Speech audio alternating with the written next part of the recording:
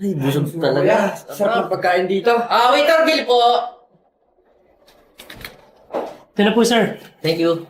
Hala! Ba't naman ganito kalaki yung bill namin? Yung in-order namin, sakto lang sa pambayad namin eh. Tsaka kuya, matanong ko lang po.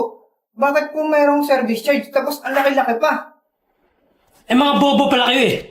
Service charge nyo, alam? Palibasa kasi. Taga-probinsya kayo. At ngayon lang ako nakakain sa mga mamahaling restoran. Eh siguro, sa rinderya lang pala kayo kumakain. Kuya, pasensya ka na. Ngayon na kasi kami nakapasok sa ganitong restaurant eh. So anong gusto mo? Abunuhan ko to? Ha? Sir, baka pwedeng ibalik na lang namin yung kulang. Hoy, sira ulo ka ba? Sa tingin mo maniniwala ako? Nababalik kayo? Hoy, dapat itong bayaran. Hindi pwede na ako magbabayad nito. Nagpapalusot lang kayo eh. Alam niyo mga style nyo? Mga luma na yan. Kain-kain dito. Oh, Francis. Ano ka ba naman? Nasa kitchen ako, rinig na rinig ko yung boses mo. Pwede mo naman kausapin yung customer na maayos eh. Hoy, huwag kang makialam dito. Paano ako sabi ng maayos to? Eh, hindi nagbabayad ng service charge. Francis, alalahanin mo. Mga customer pa rin natin yan. Tsaka, pag wala sila, ano na lang kikitain natin Hoy, Jay. Ako nagservisyo sa kanila. Ay, ano mo naman yung patakaran dito? Sa akin makakaltasan yung service charge. Ano ka ba naman? O siya, sige. Punta ka na doon, ako na mag-aasikaso sa mga... Paala ka. Ikaw manangot kay boss. Mga sir. Ako na po yung humihingi ng dispensa sa inasal po ng kasamahan ko Pasensya na po talaga. Mainit lang po talaga siguro po yung ulo nun. Hindi kasi namin alam yung service charge na sinasabi niya eh. Tsaka yung nakasulat dito sa resibo. Kaya baka pwedeng pagbalik na lang namin ibigay yung kulang. Kasi yung order namin, sakto lang sa pambayad namin eh. Sige sir. Huwag na po kayong mag-alala. Ako na lang po yung bahala. Talaga ba? Opo. Alam mo, napakabuti mo. Salamat huwag ka mag-alala. Babalik kami dito para ibigay yung kulang namin sa'yo. Ay naku sir, wala pong ano man yun. Basta sir, balik po kayo dito minsan. Salamat ulit Ano nga ulit pangalan mo? Ako po si Jay. Jay, salamat Jay Opo. Kuya, tara na. Tara, sige pa, salamat po. Ingat po kayo sir.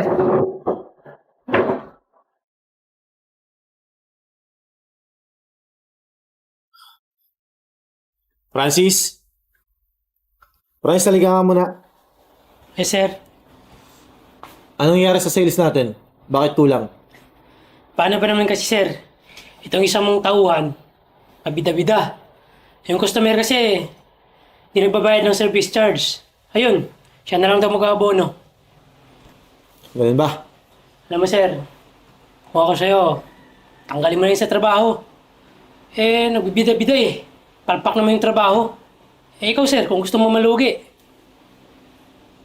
Sige, tawagin mo si Jay. Jay!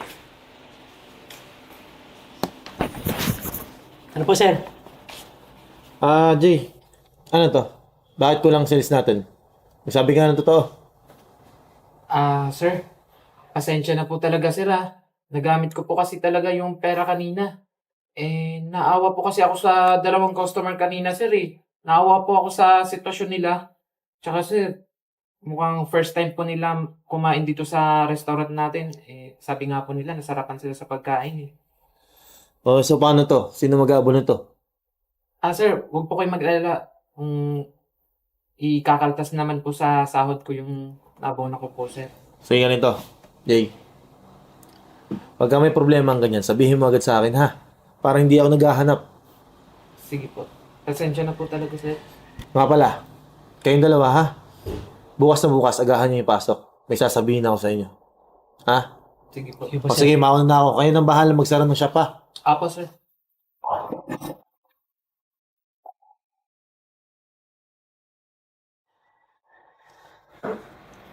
Alam mo, kaya siguro tayo pinapapasok maaga.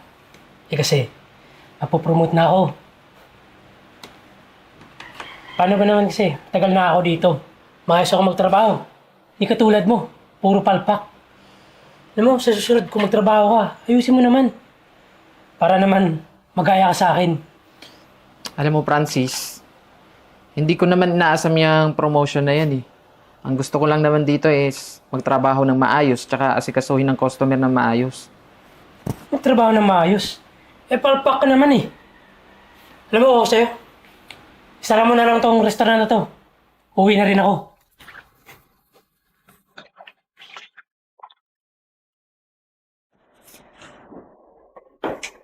O Jay, bisa mo maglinis dyan. Alam mo naman si Sir, maaga ngayon. Tsaka excited na rin ako na apapromote ako today. Good morning. Sir, Jay, morning. Francis. Nga pala. Buti naman, maaga kayo pumasok ngayon. Kaya ako yung pinaaga pumasok dahil babalita ko sa inyo na magkakaroon tayo ng bagong branch. At isa pa, isa sa inyo mapopromote. Ako sir, sigurado ako yung mapapromote kasi malinis ako magtrabaho, hindi katulad ng isa, parpak. Hindi sa akin nagagaling desisyon eh. Sa mga kapatid ko na galing probinsya. Alam nyo kasi, ako na magmamanage ng bagong branch natin. So, ito na pala sila eh. Nga pala, si Enzo tsaka si Jeboy. Mga kapatid ko yan, galing probinsya. Kaya huwag na. Huwag mo na silang pakilala sa amin dahil kilala na namin sila. Teka lang. Paano nyo naman sila nakilala? Kabago-bago nyo lang dito. Actually, kuya galing na kami dito. Kasi sinubukan namin yung mga waiter mo kung paano ba sila mag-assist ng mga customer. Kaso, meron na kaming hindi nagustuhan.